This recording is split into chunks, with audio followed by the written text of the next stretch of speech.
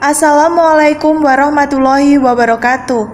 Halo semuanya, bertemu lagi dengan saya Lucy Rahmawati pada pembelajaran kepemimpinan.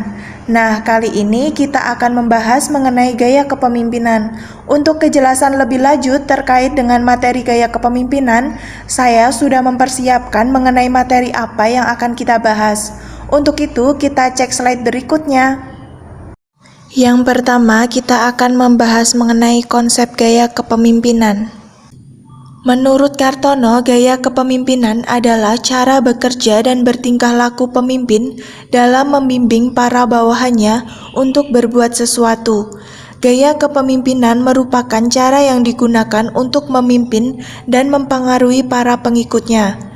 Gaya kepemimpinan yang selama ini diteorikan lebih mengarah bagaimana para pemimpin mampu mempengaruhi para pengikut atau bawahannya agar sukarela mau melakukan berbagai tindakan bersama yang diperintahkan oleh pemimpin tanpa merasa bahwa dirinya ditekan dalam rangka mencapai tujuan organisasi.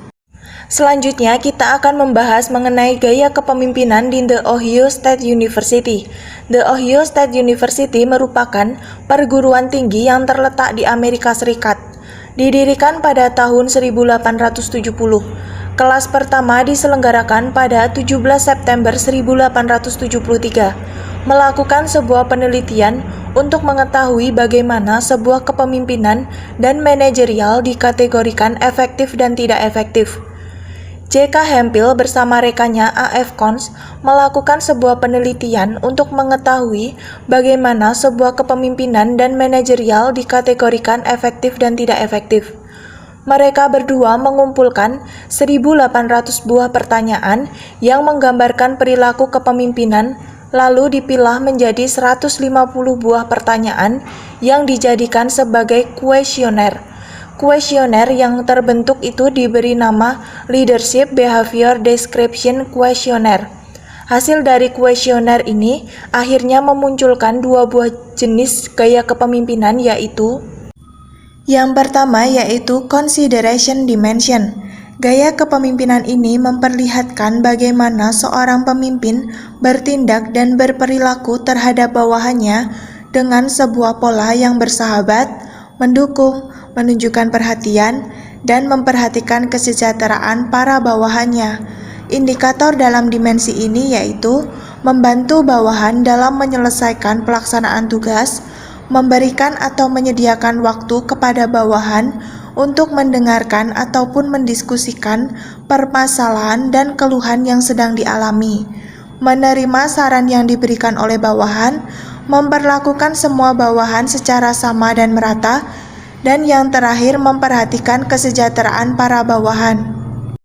Yang kedua yaitu initiating struktur, yaitu kemampuan seorang pemimpin dalam menentukan hubungannya dengan bawahan pada aspek strukturisasi atau penetapan pola untuk mencapai tujuan yang telah ditetapkan oleh organisasi atau kelompok.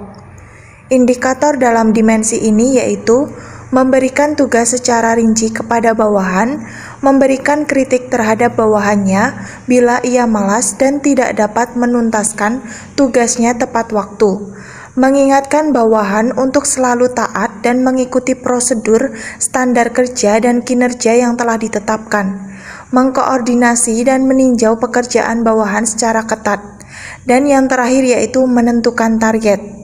Selanjutnya, gaya kepemimpinan University of Michigan. Konsep kepemimpinan yang dikembangkan hasil dari studi-studi Michigan oleh Likert mempelajari bagaimana cara yang paling baik mengelola individu-individu untuk mencapai kinerja dan kepuasan yang diinginkan. Pada lembaga penelitian sosial University of Michigan, USA, yang dipimpin oleh Francis Likert, telah melakukan studi untuk melihat prinsip kepemimpinan yang valid. Terdapat dua gaya kepemimpinan University of Michigan, yaitu Yang pertama, pemimpin yang berpusat pada pekerjaan atau job center, yaitu seseorang mengawasi secara ketat dan memperhatikan kerja orang lain. Ciri-ciri pemimpin yang berpusat pada pekerjaan atau job center yaitu mengutamakan tercapainya tujuan, melakukan pengawasan secara ketat, dan mementingkan produksi yang tinggi. Yang kedua, pemimpin yang berpusat pada karyawan, yaitu seseorang hanya mengawasi secara umum pekerjaan orang lain. Ciri-ciri pimpinan yang berpusat pada karyawan yaitu memperhatikan kebutuhan bawahan, simpati terhadap perasaan bawahan, dan memiliki sikap bersahabat.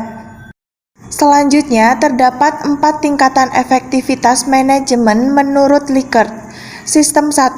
Manajer membuat semua keputusan yang berhubungan dengan kerja dan memerintahkan para bawahan untuk melaksanakannya.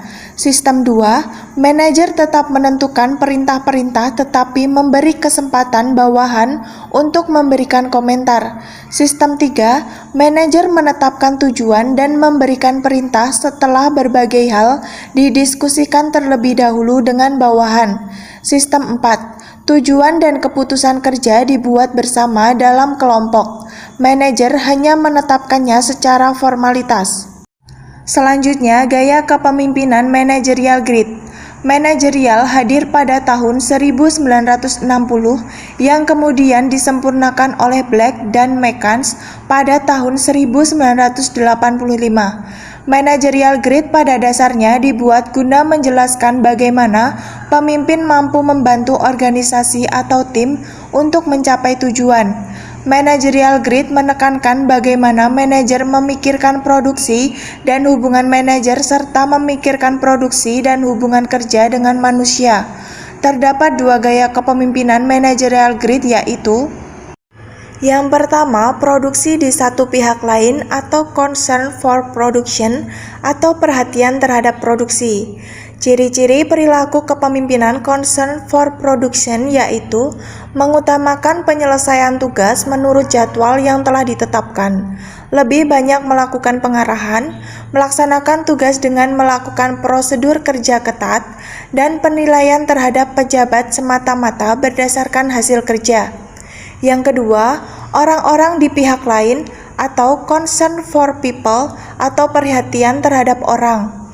Ciri-ciri perilaku kepemimpinan concern for people yaitu berusaha menciptakan suasana saling percaya, berusaha menciptakan suasana saling harga-menghargai, menumbuhkan peran serta bawahan dalam pembuatan keputusan dan kegiatan lain, dan yang terakhir lebih mengutamakan pengarahan diri, mendisiplin diri, dan mengontrol diri. Selanjutnya, untuk kesimpulan dalam materi gaya kepemimpinan ini yaitu pimpinan memiliki gaya atau teknik masing-masing dalam mengatur organisasinya, karena dengan keyakinan dan skill yang dimilikinya bisa meyakinkan untuk mewujudkan tujuan dari suatu organisasi. Perilaku kepemimpinan terpusat pada struktur tugas dan pada pegawai akan mempengaruhi kinerja, produktivitas, dan kepuasan kerja pegawai. Pada waktu yang hampir bersamaan dengan dilakukannya telaah mengenai kepemimpinan pada Pusat Riset dan Survei University of Michigan, hasil yang diperoleh dari kelompok Michigan adalah bahwa pemimpin yang berorientasi karyawan lebih disukai dibandingkan pemimpin yang berorientasi produksi. Oke, itu tadi pemaparan materi terkait dengan gaya kepemimpinan. Saya harap dengan video pembelajaran ini bisa membantu teman-teman untuk memahami lebih lanjut terkait dengan materi gaya kepemimpinan. Baiklah, saya rasa sudah cukup pertemuan kali ini. Saya tutup. Wassalamualaikum warahmatullahi wabarakatuh.